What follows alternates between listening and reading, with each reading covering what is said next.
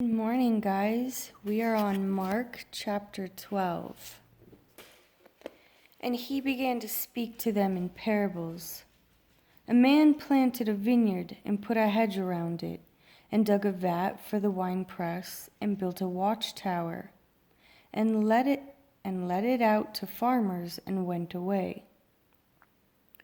At harvest time he sent a servant to the farmers to receive some of the fruit of the vineyard from the farmers. And they seized him and beat him and sent him away empty-handed. And again he sent them another servant, and throwing stones at him, they wounded him in the head, and sent him away, having insulted him. And again he sent another, and they killed him. And many others, beating some and killing some. He had one more son, his beloved. He sent him last of all,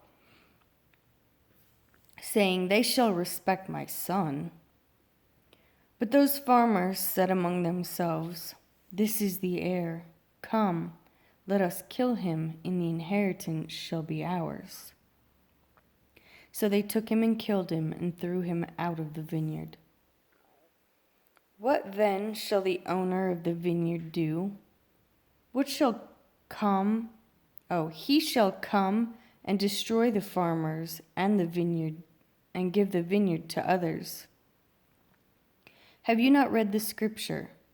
The stone which the builders rejected has become the chief cornerstone.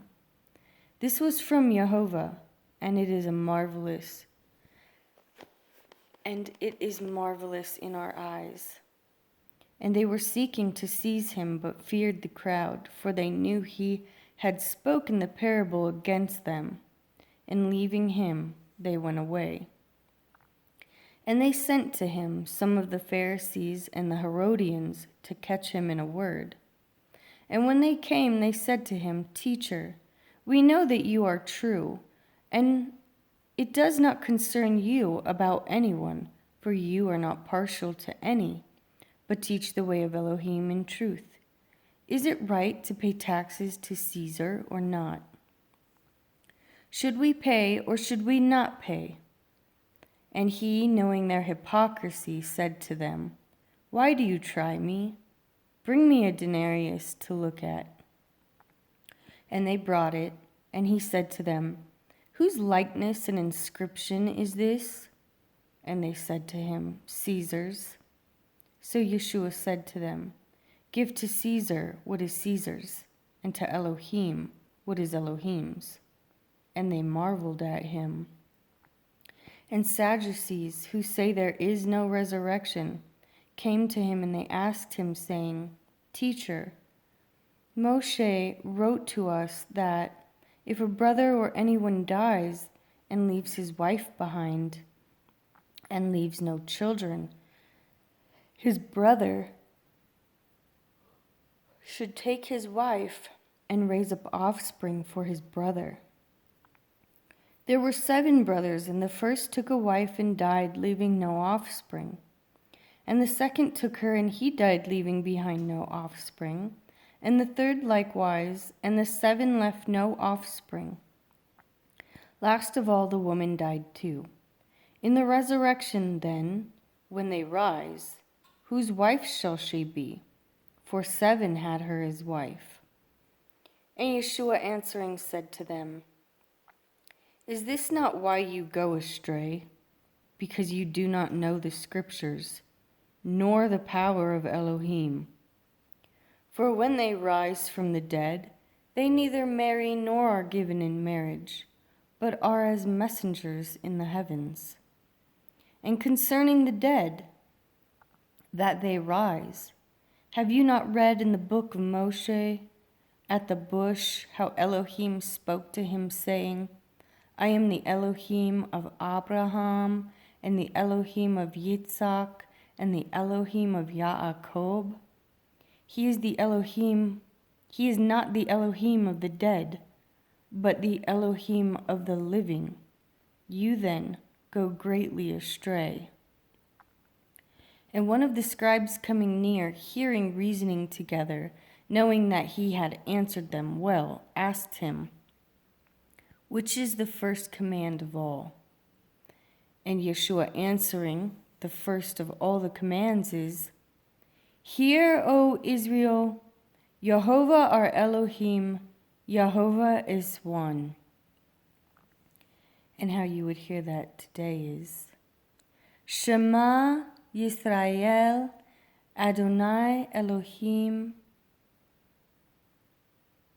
Adonai Echad. And you shall love Yehovah your Elohim with all your heart, and with all your being, and with all your mind, and with all your strength. This is the first command. And the second like it is this: you shall love your neighbor as yourself. There is no other command greater than these." And the scribe said to him, "Well said, teacher, you have spoken the truth, for there is one Elohim, and there is no other besides him. And to love him with all the heart, and with all the understanding, and with all the being, and with all the strength. And to love one's neighbor as oneself is more than all the ascending offerings and offerings." And when Yeshua saw that he answered wisely, he said to him, "You are not far from the reign of Elohim." And after that, no one was bold enough to question him. And Yeshua responding said, while teaching in the set-apart place, "How is it that the scribes say that the Messiah is the son of David?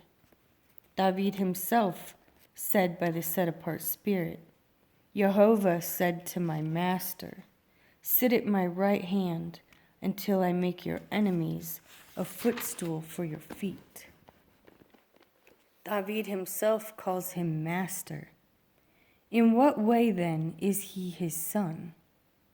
And the large crowd heard him gladly.